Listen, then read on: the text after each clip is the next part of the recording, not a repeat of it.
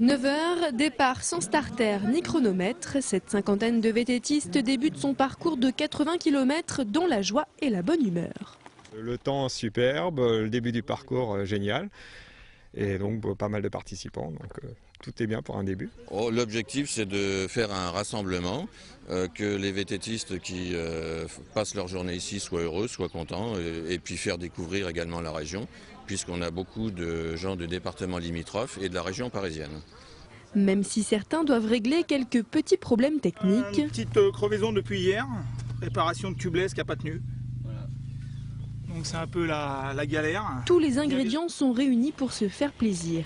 Des passages sur des chemins, en forêt, les traditionnelles côtes. Vous vous rendez compte que là je marche aussi vite que vous roulez?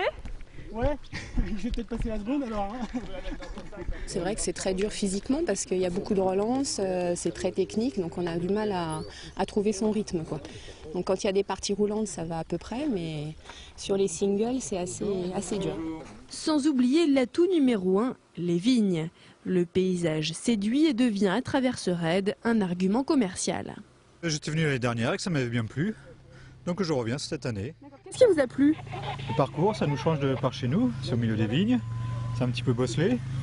Et puis voilà, ça fait une belle sortie. On s'aperçoit avec nos partenaires hébergeurs que le taux de remplissage des hébergements augmente fortement quelques jours avant le raid VTT. Donc on arrive toujours à saturation la veille du raid VTT. Donc l'intérêt pour nous aussi, c'est que ces personnes qui viennent de loin découvrent la région et souvent reviennent.